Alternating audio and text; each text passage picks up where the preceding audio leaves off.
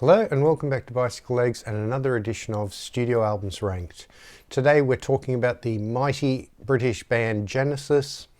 How do you really describe them? I mean, their early days they were a progressive rock band, but like their very first album they weren't even that. They very slowly morphed into more of a radio-friendly pop rock band. But they never lost those progressive roots entirely. I know a lot of people are divided between the Peter Gabriel era and the Phil Collins era. As you will see with this listing, I sort of mix and match and jumble the two eras because I do find a lot to like in both the Peter Gabriel era and the Phil Collins era. There are 15 albums in total. Obviously, doing a ranking like this, some are better than others, but I think that even with the ones that are at the bottom of the list, there's still things to like on those albums. Anyway, let's get into it and start with my number 15, which is their album from 1991, and that is We Cant Dance. This album, yeah, I mean, this is a real album of peaks and valleys for me. There's some really high points and then there's some really low points. No Son of Mine, wonderful song, great single, one of my favourite singles from the sort of Phil Collins era. Jesus He Knows Me is funny. I quite like that one. I Can't Dance. Oh, no, terrible. My favourite song on the album is Living Forever, which was a B-side of No Son of Mine single. I remember getting the single when it came out and really loving Living Forever. I think that's a wonderful song. Fading Lights is a great closer, but there's a lot of stuff that's not great on here, like, as I said, I Can't Dance and Hold On My Heart. No. So that's my number 15. My number 14 is their album from 1986, and that is Invisible Touch. And much like We Can't Dance, this is an album for me of peaks and valleys. The title track I've really never connected to, I'm sorry. Tonight, Tonight I think is actually really good in its full version on the album. The single version gets drastically cut down. The full epic length version on the album I think is actually a really good song. Land of Confusion's great. In Too Deep, no, not really. Anything She Does, no, that really sounds like Phil Collins solo to me, and not good Phil Collins solo at that. Domino's really good. Throwing It All Away, and The Brazilian's a good closer. I like the instrumental at the end of the album. My number 13 is going to be the album from 1997, their last album, Calling All Stations. I won't go into this one in much detail because I have done an In Defense Of episode of this album. I don't think it's as bad as people say it is. Obviously, I think it's better than at least two other Genesis albums. So if you want my sort of more considered opinion on this album, go and have a look at my In Defense Of Calling All Stations video. I'll put a link in the description. My number 12 is going to be their very first album from 1969, From Genesis to Revelation. Unlike anything else in their catalogue. Sort of pop songs, it's supposed to be a concept album about, you know, the Bible and biblical times, but I don't know how strongly it sticks to that. There are some very good songs on here, but there's a lot, it's a very naive album. This is an album of a band who are still finding their way, still learning to play their instruments in a lot of the cases. But When the Sour Turns to Sweet is good. In the Beginning, The Serpent, always really like that. Am I Very Wrong is good. The Conqueror, Silent Sun's a good song. It's an interesting listen to see the birth of this band while they were still at high school. My number 11 is going to be their album from 1983, Genesis, also known by the band as the Mama album. For me, this is like a really, really good side one, and then side two doesn't quite hold up to what they do on side one. Mama is great. That's All, I think, is one of their best pop songs. And then you get the Home by the Sea and Second Home by the Sea, which really are one piece that run together, and I really, really love that. You still get some of that sort of progginess, especially in Second Home by the Sea. It's an extended instrumental. You get a great solo from Tony Banks. There's a lot to love there. But side two, Illegal Alien, problematic lyric, shall we say, and Phil singing in the Mexican accent. No. Taking It All Too Hard, Just a Job to Do's kind of fun. Silver Rainbow I really like. I think that's an underrated song on this album, and It's Gonna Get Better's quite good. But those first three songs in particular on side two really sort of bring this album down for me. My number 10 is going to be their album from 1978, and then there were three. This is an album, I remember when I first got this album, I found this one sort of difficult to grasp because I didn't know really what they were trying to do with this album. It feels like they're trying to go towards a more radio-friendly sound, but they're not quite there yet. And they've still got some of the progginess, but they're not quite there anymore either. So it's kind of a neither one thing nor the other album. But Down and Out is really good. Undertow, Tony Banks's songs on this album are all really good. Like Many Too Many I don't like. That's kind of mushy, and yeah, I don't like that one. But The Lady Lies is really good. Of Mike Rutherford's songs, Snowbound I really like. Say It's All Right, Joe, and Deep in the Motherlode. So Mike Rutherford's songs are really, really good. And of course it had the massive hit Follow You, Follow Me. That's not a bad song. I don't mind that song. It's certainly not as bad as Many Too Many, which I think is just really mushy, as I said. Now my number 9 might come as a surprise to some people because I know a lot of Genesis fans hold this album in very high regard. And it's not to say that I don't like this album. I just think that there are a number of better albums in their catalogue. And that's their 1976 album, Wind and Wuthering. There's some really good songs on here. 11th Earl of Mar, wonderful. One for the Vine, incredible. But then there's things like All in a Mouse's Night, which I think is just really too cutesy. The lyric in particular is just really, really cutesy, and I don't like it. And I've never been a big fan of Your Own Special Way. Blood on the Rooftops is incredible, and then the Unquiet Slumber for the Sleepers, In That Quiet Earth, and Afterglow. That sort of threesome at the end of the album, that's wonderful. Really, really like that. So it's again an album of peaks and valleys for me, that one.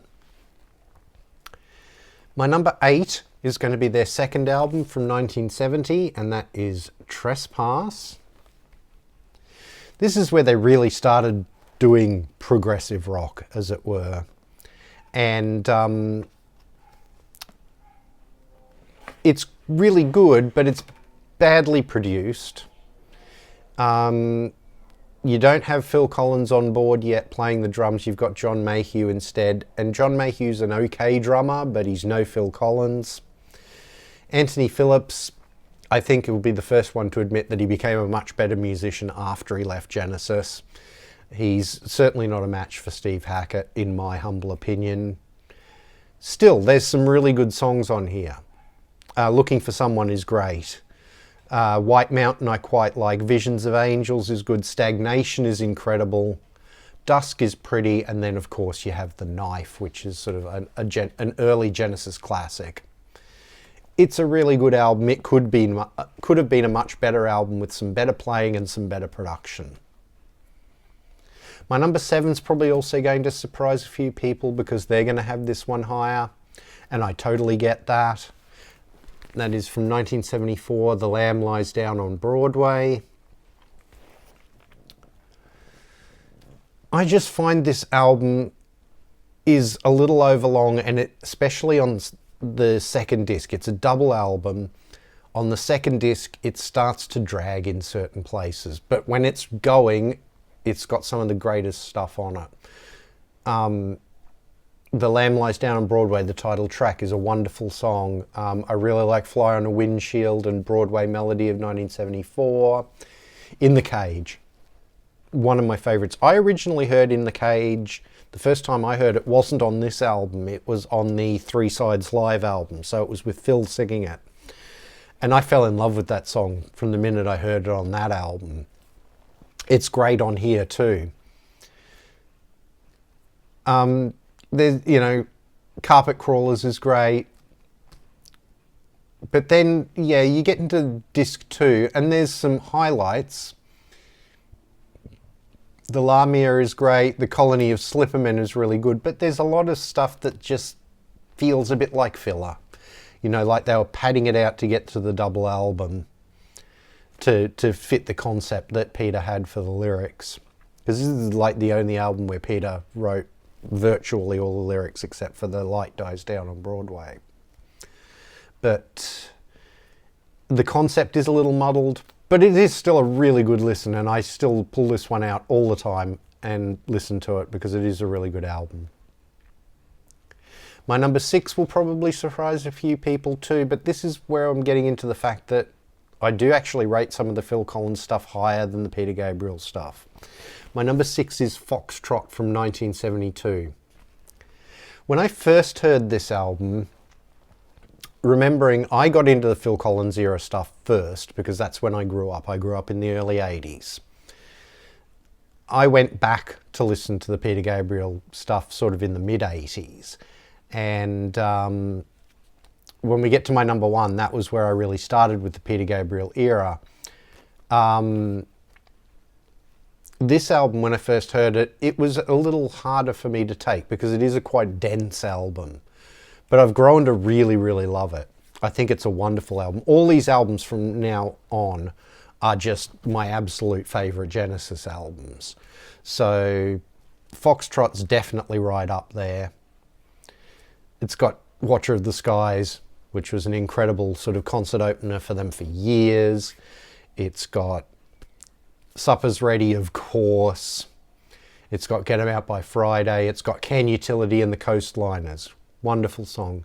Timetable, not bad, but I think it's probably what drags it down a little bit compared to some of the higher up albums in my ranking. It's a good song, but it's not a great song. So that's my number 6.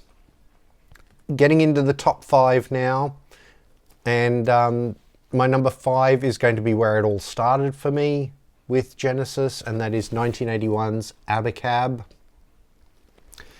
I still love this album.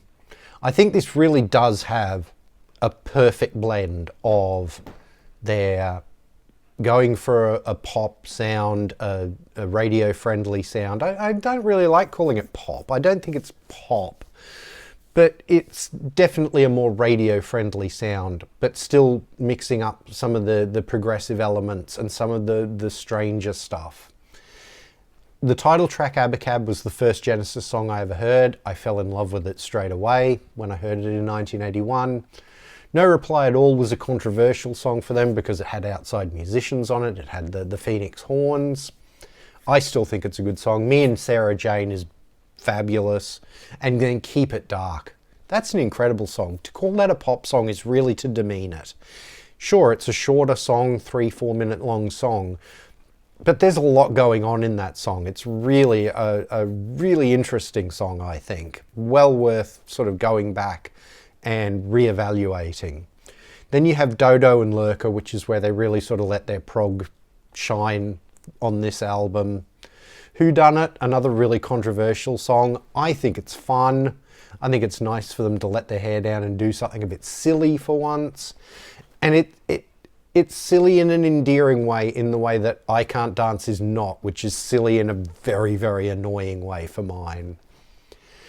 Man on the Corner is a Phil Collins song, and it's quite pretty, it's nice. Like It or Not, I've always really liked. And then Another Record, I think, is a great way to end the album. I think it's a wonderful album. I really do.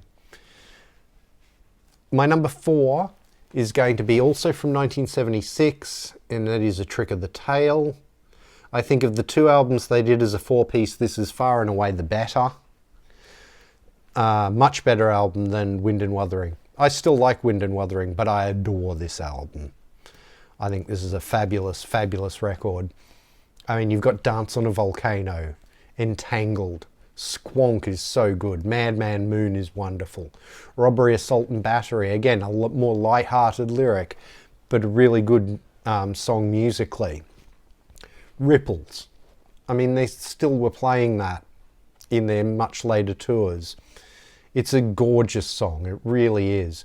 A Trick of the Tail is sort of like them dipping their toes into doing a pop song, and it works really, really well. And then you've got the wonderful Los Endos as the instrumental album closer. And again, they used to play that for years and years into their live sets. Fabulous album, really, really love it. My number 3 is going to be their album from 1980, and that is Duke. I think this is the crowning achievement of the Phil Collins era, of the Banks, Collins, Rutherford 3-piece era. Such a good album. I did a show on The Contrarians where we did a panel discussion on this album. I'll also leave a link for that in the description. I rate this album so highly. As you can see, it's my number 3 out of 15 Genesis albums. Incredible album. Behind the Lines. Probably the best album opener they ever had. Duchess is just intense and wonderful. Guide vocal is a nice little segue. Man of Our Times. Probably the greatest Mike Rutherford solo song, as in solo written, that Genesis ever did. Wonderful song. Misunderstanding is a good Phil Collins pop song. Heat Haze I really like, although I think of the Tony Banks songs, it's not as good as the one that's coming up on side 2. Turn It On Again. Oh, great single. And I mean, it was a single despite the fact that it's got weird time signatures in it. Alone Tonight is a more sedate ballad from Mike Rutherford. It's nice, but it's not the greatest song on the album. Cul-de-sac, Tony Banks, at his best. Love, adore that song. Please Don't Ask, Phil Collins' song, is an absolute heartbreaker. And then you've got the wonderful instrumental Duke's Travels and Duke's End. Just incredible. I think Duke's Travels and Duke's End are every bit as good as the Los Endos suite at the end of Trigger the Tail. Great album. Now, my number 2 and my number 1 were really, really hard as to which order I was going to put them in, because my head said one and my heart said the other. In the end, I've gone with my heart. So the one that my head said is going to be my number 2, and that is the 1973 album, Selling England by the Pound. What an incredible album this is. Although, again, this one took me a little bit of time to really get into, particularly side 2.